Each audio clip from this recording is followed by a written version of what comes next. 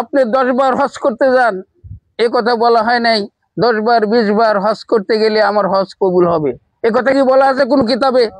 কোনো কিতাবে বলা হয় নাই যে তুমি হজ করতে গেলা 10 থেকে 20 বার 100 বার হজ করতে গেলে তোমার হজ কবুল হয়েছে, এ কথা কোনো কিতাবে বলা হয় নাই। কিন্তু আল্লাহ রাসূল বলছেন, তোমার মায়ের এবং পিতার দিকে যদি রহমতের দৃষ্টিতে একবার তাকাও তাহলে একটি কবুল হজের সওয়াব পাবে। সুবহানাল্লাহ। যাক, কথা বেশি বাড়াবো না, ওই হুজুর কিছু কথা বলবে। আমাদের সেই মুরব্বী, সেই মা আজ দুনিয়া থেকে চলে গেছে। আমাদের অনেকেরই মা চলে গেছে। আমরা জান্নাত অর্জন করতে পারি নাই হয়তো। মা বেঁচে থাকা মানে একটি জান্নাত। মা হলো জান্নাত। যদি আপনি 100বার হজ করেন, লক্ষ লক্ষ কোটি কোটি টাকা দান করেন, যদি পিতা মাতা আপনার প্রতি অসন্তুষ্ট থাকে, আপনি কোনদিনও জান্নাতে যেতে পারবেন না। এটা আল্লাহ রাসূলের কথা। আল্লাহ রাব্বুল আলামিন আমাদের যাদের পিতা মাতা বেঁচে আছে তাদের ভক্তি করার মতো তৌফিক দিক। আর যাদের পিতা মাতা মারা গেছে, পিতা মাতার কবরের পাশে যা পিতা মাতার হক আদায় করার উদ্দেশ্যে পিতা মাতার জন্য তার কবরে যা দোয়া করতে হবে। আল্লাহ তাআলা কবরে পিতা মাতার জন্য দোয়া করা শিখিয়ে দিয়েছেন, রব্বির হামহুমা কামা রাব্বায়ানি সগীরা। এই দোয়া আল্লাহ বলছে তোমার পিতা মাতার জন্য এই বলে দোয়া করো। আল্লাহ রাব্বুল আলামিন আমাদের এই পিতামাতার জন্য দোয়া করার জন্য তৌফিক দান করুন, আমিন। এখন আমাদের সামনে কথা বলেন।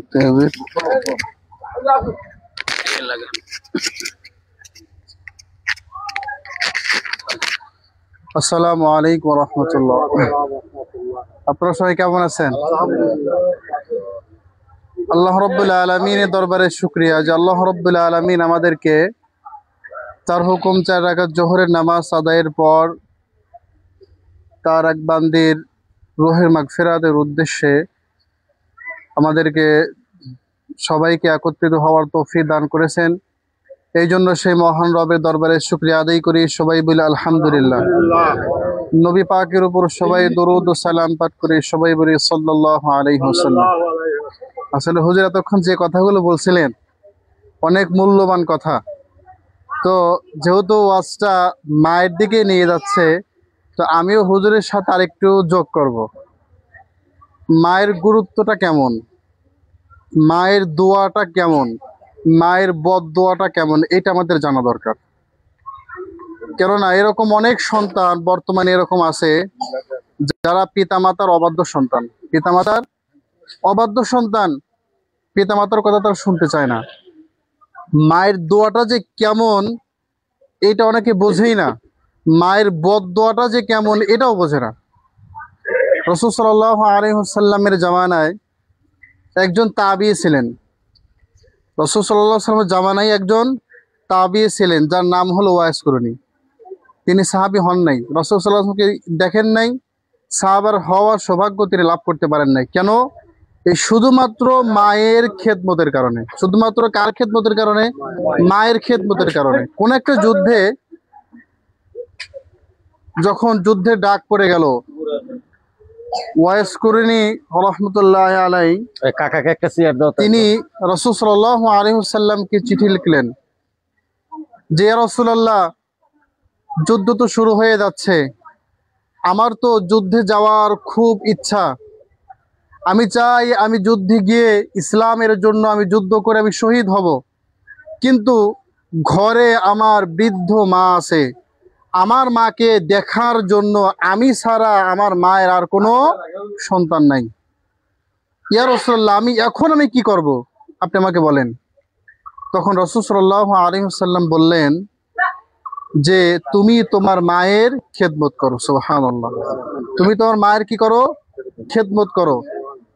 রাসূল সাল্লাল্লাহু আলাইহি ওয়াসাল্লাম ওয়াইস কুরনিকে এত ভালোবাসতেন। রাসূল সাল্লাল্লাহু আলাইহি ওয়াসাল্লাম তিনি দুনিয়া থেকে যাওয়ার আগে ওমরে ফারুক রাদিয়াল্লাহু তাআলা আনহুকে একটা জুব্বা দিয়ে গিয়েছিলেন যে এইটা যখন ওয়াইস কুরনি আসবে তখন তুমি তাকে এটা আমার পক্ষ থেকে উপহার দিবে। সুবহানাল্লাহ। তো রাসূল সাল্লাল্লাহু আলাইহি সাল্লামের জামা মুবারক পাওয়াটা কি সৌভাগ্যের বিষয় না? নিঃসন্দেহে সৌভাগ্যের বিষয়। কেন? যে সে মায়ের খেদমত করত, মাকে ভালোবাসতো। কিন্তু আমাদের সন্তানরা এরকম মাকে কি ভালোবাসে? মাকে ভালোবাসে না।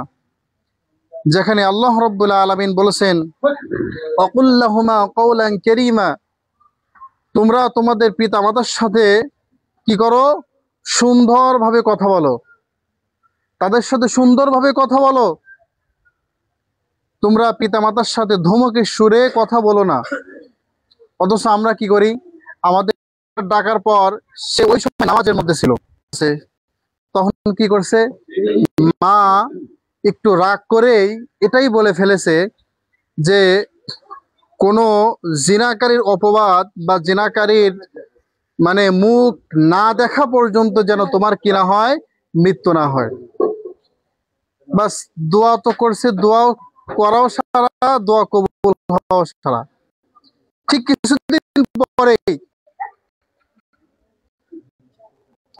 মানে এই একজন মহিলা, সে একটা রাখালের সাথে অবৈধ সম্পর্ক করে তার গর্ভে সন্তান হয়। পর যখন এই ঘটনা ঘটে গেল এলাকায়, তখন ওই মহিলা বলতেছে যে আমাকে ওই দরবেশ ধর্ষণ করেছে। নাউজুবিল্লাহ। দরবেশ কি করছে? ধর্ষণ করেছে, তার সাথে আমার সম্পর্ক হয়ে গেছে, তার একটা সন্তান। তখন ওই বাদশার লোকেরা এসে ওই ঘরটা ভেঙে দেয়, ইবাদতখানাটা ভেঙে দেয়। ভেঙে দেওয়ার পর তখন মানে ওই ওই আবেদ ব্যক্তিকে ধরে নিয়ে যায় রাজার কাছে। যাওয়ার পর যখন বলে যে তুমি এরকম কাজ করেছো, তোমার দ্বারা তো এরকম কাজের আমরা আশা করি নাই। তখন সে বলে যে তোমরা ওই শিশু বাচ্চাটাকে নিয়ে আসো। তখন আল্লাহ তাআলার কুদরতে ওই শিশু বাচ্চার জবান থেকে আল্লাহ রাব্বুল আলামিন এটা মানে একটা সাক্ষী হিসেবে বলে দেন যে আমার সন্তান এই দরবেশ না, আমার পিতা হলো এই দরবেশ না, আমার পিতা হলো ওই রাখাল। ওই রাখালের সাথে আমার এই মা কি করেছে? অবৈধ মেলামেশার কারণে আমি এখান থেকে জন্মগ্রহণ করেছি। তাহলে এখান থেকে যেটা বুঝলাম যে ওই যে জুরাইনের মা, সে রাগ করে মনের গুসায় বলেছিল যে তোমার যেন কোনো ব্যভিচারীর মুখ না দেখে, ব্যভিচারীর অপরাধ তোমার কাঁধে না আসা পর্যন্ত তোমার জন্য কি না হয়, মৃত্যু না হয়। দেখেন সেটাও ঘটে গেল। এই জন্য আসুন, আমরা সবাই তো মুসলমান।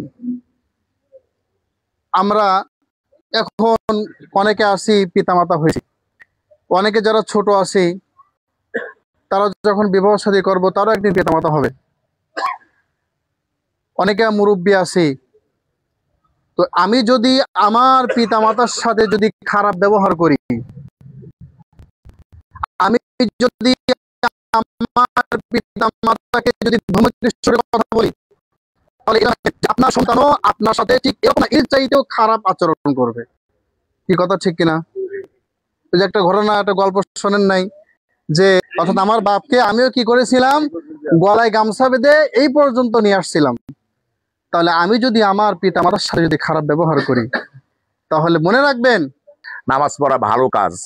3 রাকাতের জায়গায় যদি আমি 4 রাকাত পড়ি করি, ইমাম সাহেব যদি পড়ে থাকেন, তাহলে নামাজ হবে না? হবে। ভালো কাজ তো, অত্যন্ত ভালো কাজ, এটা সোয়াবের কাজ।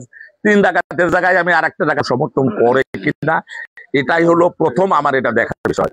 আমরা যে কাজগুলো করব, কোনো কাজই আমরা মনের আবেগের দৃষ্টিকোণ থেকে আমরা যাতে না করি। কমপক্ষে 7 দিন সেই বাড়িতে কোনো অনুষ্ঠান করা ঠিক নয়। ইসলাম এটাকে আদৌ স্বীকৃতি দেয়।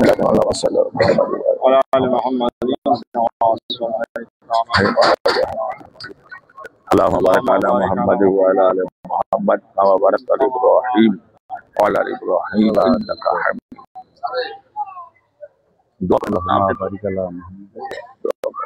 اللهم امين. اللهم انك على ذكرك وشكرك وحسن عباد. اللهم انك على ذكرك وشكرك وحسن عباد. ربنا ظلمنا انفسنا وإن لم تغفر لنا وترحمنا لنكونن من الخاسرين ربنا فاغفر لنا ذنوبنا وكفر عنا سيئاتنا وتوفنا مع الأبرار إله العالمين يا خير الناصرين يا خير الناصرين نصر من الله وفتح قريب وبشر المؤمنين حسبنا الله ونعم الوكيل نعم المولى ونعم النصير মাবুদ মাওলা পরওয়ারদিগার বিনিয়া জালাম আল্লাহ ও দরদের আল্লাহ খোলা আসমানের নিচে জমিনের উপর আমরা কতিপয় গুনাহগার আল্লাহ আল্লাহ তোমার বান্দারা আল্লাহ দীর্ঘ সময় ধরে তোমার কোরআন হাদিসের কথা বলে এবং শুনে তাসবিহ তাহলিল করে